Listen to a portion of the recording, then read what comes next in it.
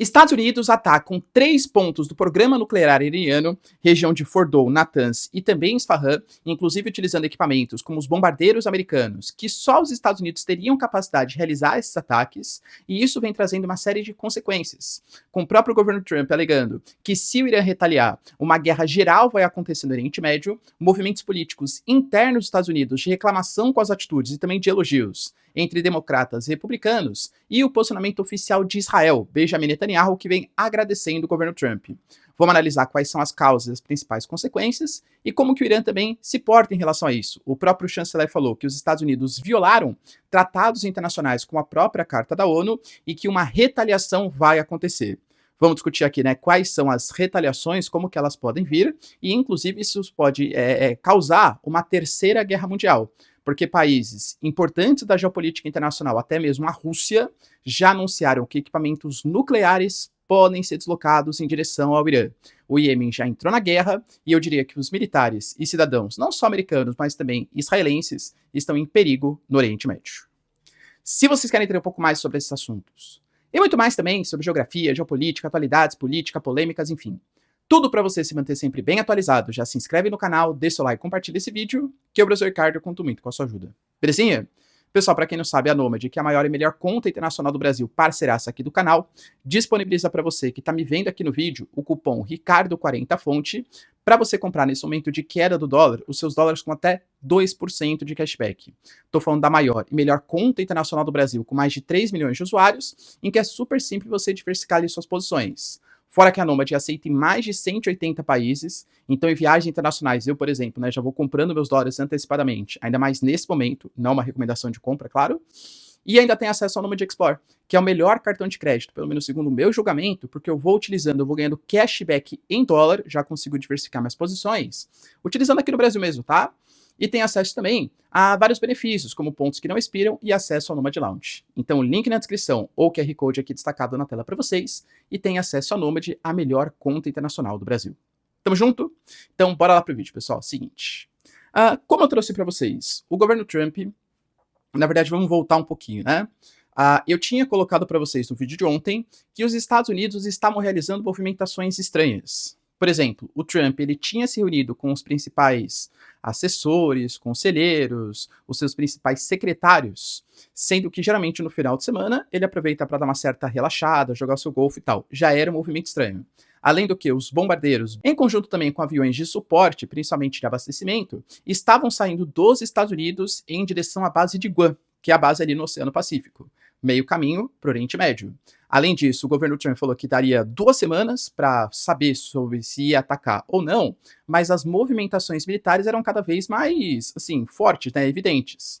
Até trouxe para vocês ontem, por exemplo, que alguns militares estavam comendo carne de ótima qualidade, lagosta, e geralmente o que os Estados Unidos colocam é que quando os soldados se alimentam muito bem assim, é porque eles estão às vésperas de fazer algum tipo de ação externa. Enfim, né? Acabou rolando. Por que que os Estados Unidos atacaram o programa nuclear iraniano? É uma coisa de longa data que eu não vou recapitular tudo aqui com vocês, dar só um breve resumo para quem não sabe o que está rolando. O Irã enriquece urânio. A questão é, enriquecer urânio não é ilegal, ainda mais se você faz parte do TNP, que é o Tratado de Não Proliferação de Armas Nucleares. Você pode enriquecer urânio para fins pacíficos, para fins energéticos, para fins medicinais, só que você não pode enriquecer urânio acima de uma determinada quantidade, geralmente 60%, porque isso indica que não é para fins pacíficos, e sim para fins bélicos. Israel alega que o Irã vem enriquecendo urânio acima do permitido há muito tempo. O Benjamin Netanyahu, por exemplo, que já era político na década de 90, ele falava, e aliás a CNN fez uma série de reportagens colocando todas as vezes que o Benjamin Netanyahu, olha, o Irã está a 1 semana de arma nuclear, 2 semanas, 3 semanas, enfim, né? Do seu programa de enriquecimento, está voltado para fins nucleares. Recentemente, a AIA, que é a Agência Nacional de Energia Atômica, deliberou um relatório pelo Conselho de Governadores que o Irã hoje já estava enriquecendo urânio acima de 60% com material suficiente para fazer 9 ou 10 armas nucleares. E isso assustou o mundo, principalmente os Estados Unidos e Israel, que alegaram que era hora de acabar com o programa nuclear iraniano antes que eles tivessem as suas armas nucleares. Vale lembrar que a própria AIA, Rafael Grossi, que é o chefe do órgão da ONU, colocou que, na verdade, a AIA fez esse relatório, mas que eles não encontraram prova nenhuma que o Irã estava enriquecendo urânio para fins bélicos, que o Irã estava fazendo seus mísseis nucleares, suas armas nucleares. Mesma coisa, Tulsi Gabbard, que é a chefe da inteligência dos Estados Unidos, a CIA, em março, colocou também que os Estados Unidos não tinham prova alguma de uma possibilidade de fazer armas nucleares. Professor, então seja claro pra gente, o Irã estava ou não fazendo armas nucleares? Posso ser sincero? Não sei. E, aliás, qualquer canal, qualquer jornalista, qualquer formador de opinião, enfim, né, professor, que ficar colocando, ah, não, olha, o Irã estava fazendo, o Irã não estava fazendo, esse cara tá mentindo, claro. Só que o ideal, né, de novo, não sei se nas relações geopolíticas exatamente pela visão americana e pela visão de Israel, mas é que você só acha uma pessoa culpada, né, você tem que dar o ônus ali do benefício da dúvida.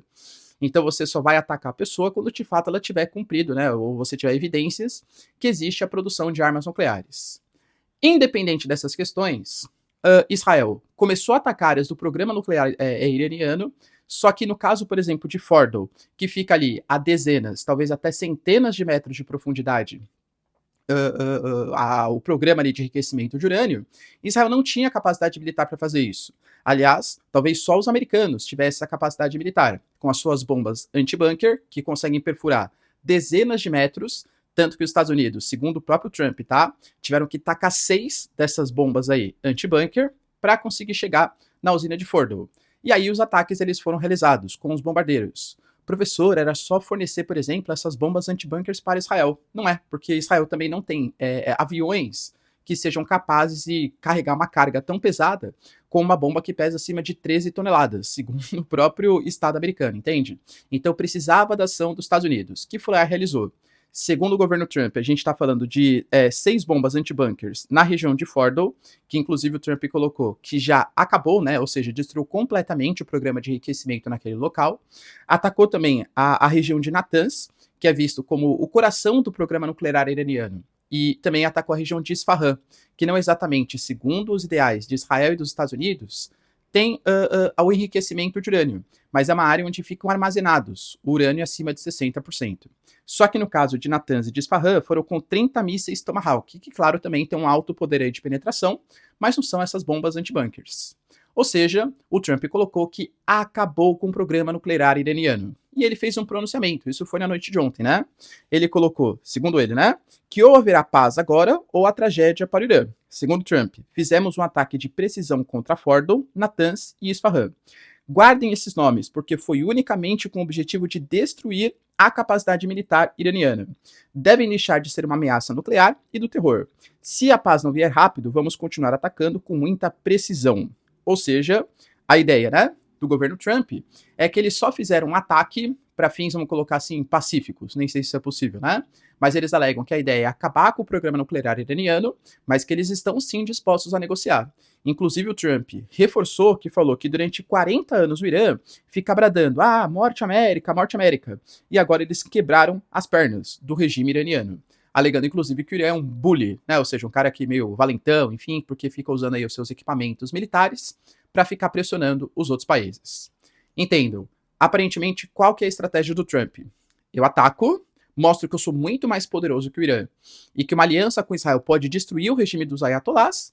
O Irã se vê vulnerável e obrigado a fazer algum tipo de acordo, algum tipo de mediação de paz, abandonando completamente o seu programa nuclear. Porque o Irã, ele estava disposto, pelo menos nas falas, né? Na prática, não sei se era exatamente assim. Mas nas falas, ele estava disposto a fazer um acordo nuclear com os Estados Unidos. Mas não um acordo nuclear em que ele abandonasse completamente o seu programa nuclear. E sim que ele abrisse mão do seu urânio enriquecido acima de 60% e abrisse o seu país também para vistorias internacionais. Para a agência da ONU vistoriar as atividades de enriquecimento do Irã para ver se era de fato, né, para fins pacíficos ou para fins bélicos. Pois bem, galera, o que isso pode acontecer, né? Como eu falei para vocês, politicamente isso gera um racha nos Estados Unidos. A gente tem, por exemplo, o Trump não querendo uma guerra, porque ele sabe que uma guerra desagrada muito politicamente e pode gerar consequências inimagináveis para os Estados Unidos. Quando a gente pega a população americana, ou os políticos americanos, os democratas são contra a guerra, tanto que os democratas já estão até colocando algum tipo de projeto de lei para impedir que o Trump possa entrar nessa guerra contra o Irã. Os democratas alegam que, inclusive, o Trump feriu os princípios constitucionais, porque para entrar numa guerra precisaria sim de autorização do Congresso, segundo, claro, os democratas, e fere também os MAGA.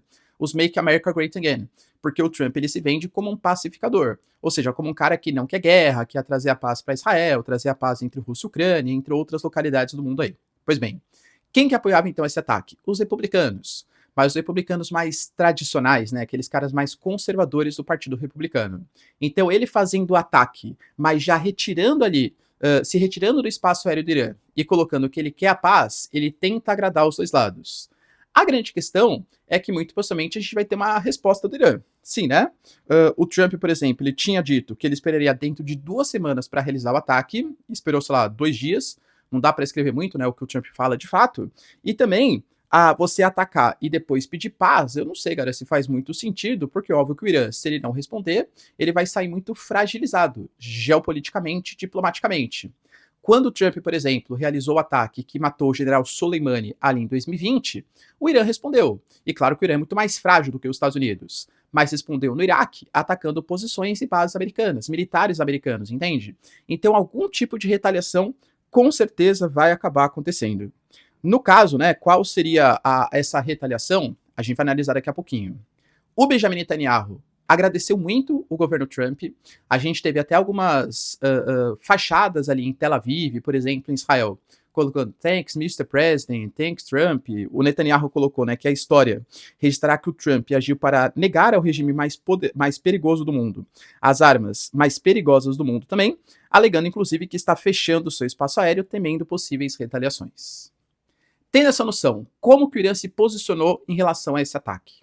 O chanceler iraniano, ele deu palavras muito fortes, colocando que os Estados Unidos cruzaram uma linha vermelha com o ataque às instalações nucleares.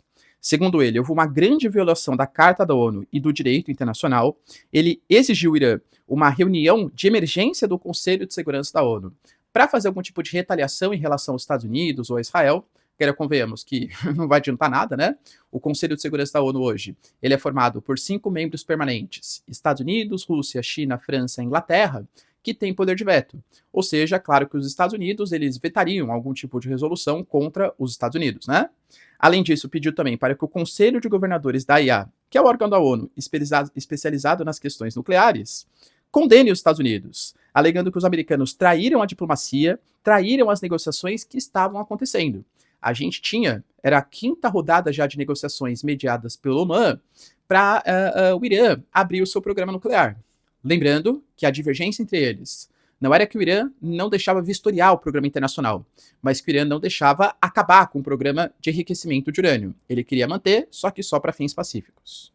O Irã ainda colocou que é irrelevante pedir para que voltem à diplomacia, porque eles não acreditam mais nos Estados Unidos. E que, aliás, reserva todas as opções para proteger a soberania e a segurança do Irã, alegando que, nesse momento, qualquer cidadão ou militar dos Estados Unidos é um alvo para o regime iraniano.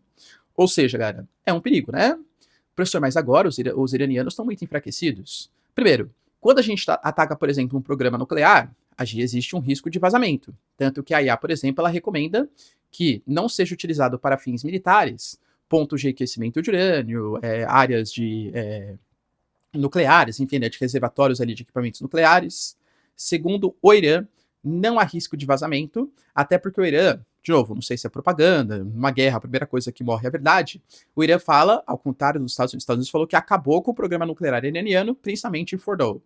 O Irã fala que não. O Irã fala que foi atingido o ponto de entrada e o ponto de saída, mas que os principais equipamentos militares nucleares já tinham sido desmobilizados, tirados daquelas posições, porque eles sabiam que os Estados Unidos poderiam agir com uma irresponsabilidade, segundo ele, e atacar posições iranianas.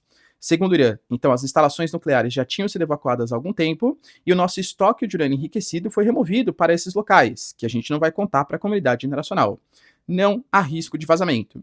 E ainda colocou que os Estados Unidos podem tentar bombardear o Irã, mas eles não podem bombardear conhecimento. Nessa parte eu discordo um pouco, né? Porque, de fato, uma das coisas que Israel fez foi matar os cientistas militares ligados ao programa de enriquecimento, os cientistas que trabalhavam no enriquecimento de urânio. Então, assim, com certeza, atrasar o programa nuclear, seja para fins pacíficos, seja para fins bélicos, isso de fato foi atrasado. Além disso, né, galera, como que o Irã ele pode retaliar esse ataque dos Estados Unidos? Eu diria que existem algumas opções. Por exemplo, já foram vistos agora, pelo final da noite aqui no Brasil, né, e comecinho da manhã, movimentações estranhas de várias embarcações iranianas em direção ao Estreito de Hormuz. Para quem não sabe, o Estreito de Hormuz ele é um ponto nevrálgico, é um nó geográfico super importante para a economia global. O Estreito de Hormuz ele faz com que as embarcações petroleiras, principalmente, penetrem no chamado Golfo Pérsico, ou como os Estados Unidos chama agora, né, de Golfo Arábico, para negociar com a Arábia Saudita, Kuwait, Bahrein, enfim. Então, um ponto de escoamento de petróleo. Depende muito do momento, a gente fala, galera, de quase 1/5 ou 1/4 do escoamento de petróleo internacional passando pelo Estreito de Hormuz. Pode ser que essas embarcações militares queiram fechar o Estreito de Hormuz. É uma possível retaliação. A gente pode colocar, por exemplo, a ideia de uma militarização não só do Irã, mas de outros países da região. Eu venho trazendo para vocês que uma escalada da violência, cara, o Irã possivelmente não vai ficar quieto. Fala assim, oi, Estados Unidos, ó, você me atacou aí, desculpa, tá, não vou fazer mais. Eu não vejo o Irã fazendo isso. Muito possivelmente eles vão aproveitar esse momento e falar assim, tá vendo? Olha a importância de a gente se militarizar. Se a gente tivesse armas nucleares, a gente não teria sido atacado pelos Estados Unidos, porque teria medo do revide. Então eu vejo que isso pode trazer até algum tipo de anseio das lideranças, dos ayatollahs, se eles de fato continuarem no poder, né? Algum tipo de militarização do Irã. E aí, se o Irã se militariza, por que a Arábia Saudita, que é uma inimiga geopolítica do Irã, não se militarizaria também? A Turquia de Recep Erdogan também anunciando que está aumentando a construção de mísseis. A Jordânia, enfim, cara, existem muitos países importantes geopoliticamente e militarmente no Oriente Médio, e isso pode promover uma nova corrida armamentista. Não acho que o Irã vai ficar parado pedindo desculpa ou não devia ter enriquecido urânio, tá? Acho que a resposta vai ser diferente. Além disso, a gente pode colocar ataque às bases dos Estados Unidos na região, como, por exemplo, o Irã fez lá em 2020. Os Estados Unidos têm cerca de 20 bases militares no Oriente Médio, sendo que conta ali com cerca de 40 mil militares e funcionários, e eles podem ser alvo de algum tipo de ataque. O Irã já tinha compartilhado, por exemplo, posições das bases nucleares que estão dentro do alcance dos mísseis balísticos iranianos. O Irã não é qualquer país do ponto de vista militar. Sim, eles contam com uma alta capacidade. Além de, claro, a gente sabe que o Irã tem vários aliados regionais. Alguns desses aliados atuam como grupos terror taranã, que podem praticar atentados contra cidadãos americanos, cidadãos israelenses. Será que a gente pode ter um ataque contra judeus, por exemplo, como retaliação a esses ataques que o Irã fez? Isso mobilizado não exatamente pelo Irã, mas pelos seus aliados, seja o Hamas, seja o Hezbollah, seja os Houthis. Os Houthis, por exemplo, o Iêmen, eles até já anunciaram, nós estamos na guerra. Eles compartilharam uma imagem, né, colocando ali uma coisa meio feia, né, tô até colocando aí para vocês, mas alegando que o Irã, ele já estava ganhando, entre aspas, do Benjamin Netanyahu, e que agora os Houthis, o Iêmen não é exatamente todo controlado pelos Houthis, mas grande parte estão na guerra, se envolveram na guerra junto ao Irã, anunciando que embarcações ocidentais que passem pelo Estreito de Bab al-Mandeb, que é outro ponto muito importante da economia global, estão em risco. E aí, de fato, né, algum tipo de ação maior dos Estados Unidos deve acontecer. O Trump já prometeu que, se ataques acontecerem, os americanos se envolverão ainda mais diretamente no conflito. Professor, mas você está falando para a gente, por exemplo, de países mais locais, né, grupos mais locais. Não existe a chance, por exemplo, de um grande player internacional se envolver no conflito? Então, a gente tem hoje China e Rússia, que são aliados do Irã. A China já vem analisando para vocês. E, estrategicamente falando, militarmente falando, a China não compra a briga de terceiros.